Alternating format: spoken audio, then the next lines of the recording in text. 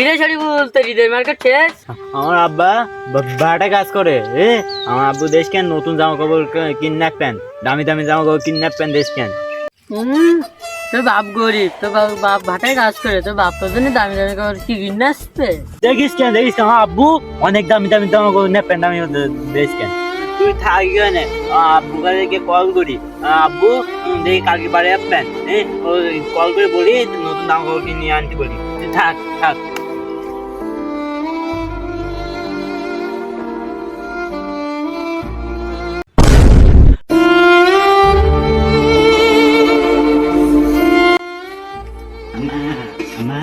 কি হয়েছে? আব্বু ভাই আপনি না? হ্যাঁ আসবে তো। আব্বু কাছে কল করো, আমার জামা কাপড় কিনে আসতে।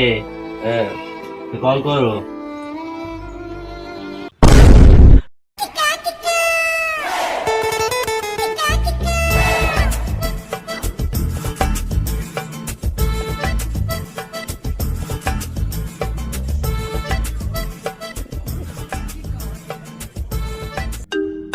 এ অসময়ে আবার ফোন দিল কে?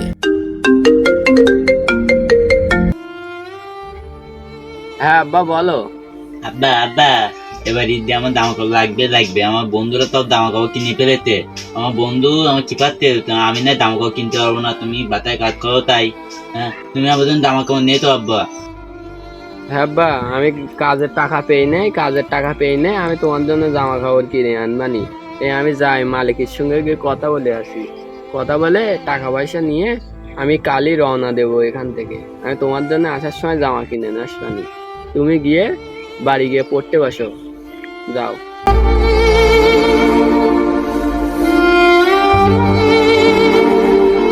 কি রে সবুজ ভাই, বাড়ি যাবি না, মাঙ্গেট করবি না? হ্যাঁ যাবো রে ভাই, আর কইস না, যাবো তো বাড়ির মালিকের কাছ থেকে টাকা নিয়ে যাবো।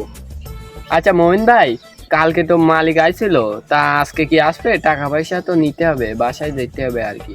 সবুজ ভাই, মালিক তো 2 ঘন্টা আগে এসে বসে আছে, চল ঈদের টাকা নিয়ে গিয়ে। চল ভাই।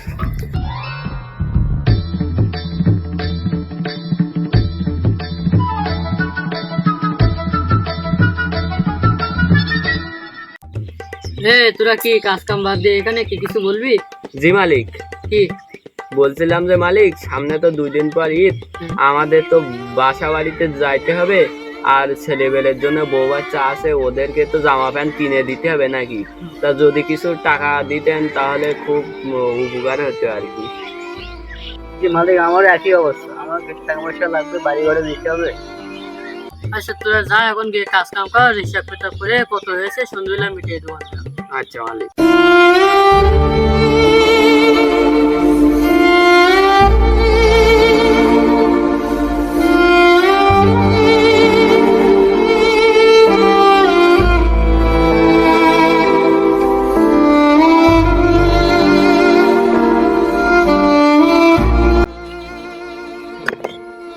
যাক, কাজগুলো শেষ হলো, এইবার গিয়ে মালিকের কাছ থেকে গিয়ে টাকা পয়সা নিয়ে এবার বাসার দিকে যাই।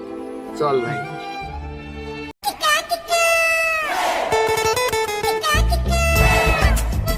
মালিক কাজ সব শেষ, দেন বাসায় যাও, টাকা দেন।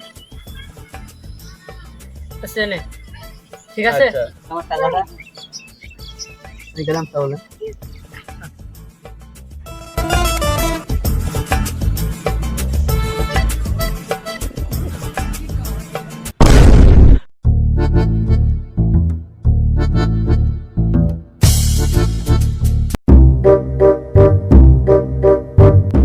বস ওটা বাগড়া এসেছে, চল তো বলে। তোর যা সব দিয়ে দে ভাই, আমাকে ছেড়ে দেন ভাই, আমার বাড়ির দুটো বাচ্চা আছে ভাই, আমি শুধু ঈদের জামা কাপড় কিনে নিয়ে যাচ্ছি ভাই, আমি খুব গরিব মানুষ ভাই, আমাকে ছেড়ে দেন ভাই। তুই ভাড়া নাটক করে দিস, তোর মতন বাচ্চা আমি আগে ম্যানেজ করি। ভাই এত পাওয়ার, আমি তো আগে জানতাম না। তোকে না টাকা টাইম নেই, 1 নম্বর ব্যাগনাক চলে আয়। ভাই ক্ষমা করে দেন ভাই, আমার ছোট তো 2টো বাচ্চা ভাই, বিশ্বাস করেন ভাই, আমার দুটো ছেলে বেড়ে ভাই, এইবার ঈদে আমি ওদের জন্য কোনোবার ঈদে ভাই কিছু কিনতে পারিনি ভাই। এইবার ঈদে আমার ছেলেটা দাবি করেছে একটা জামা ভাই, দয়া করে ভাই যে আমার ব্যাগটা দিয়ে দেন ভাই, আমি এবার আমার ছেলের জন্য একটা জামা কিনতে চাই। আমি বাপ ওই ভাই কিচ্ছু শিখতে পারিনি ভাই আমার ছেলেপিলির জন্য ভাই, এইবারের মতন ভাই আমার ছিড়ার সুযোগ দাও ভাই। তুই শিখতে পারবি সত্যি কথা, তাহলে সুযোগই শিখে যাবি।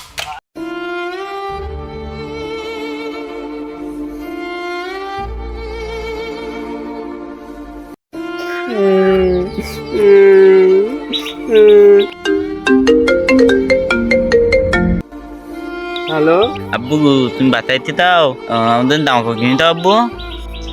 আব্বু তুমি কোথাও না কেন, কোথাও আম্মু দেওয়া আব্বু কোথাও বলে না, দেখো আম্মু কোথাও না, আম্মু তুমি দেখো। আল্লাহ তুমি এই গরিবের কেমন প্রতিদান দিলে আল্লাহ, এই কি তাহলে গরিবের ঈদ?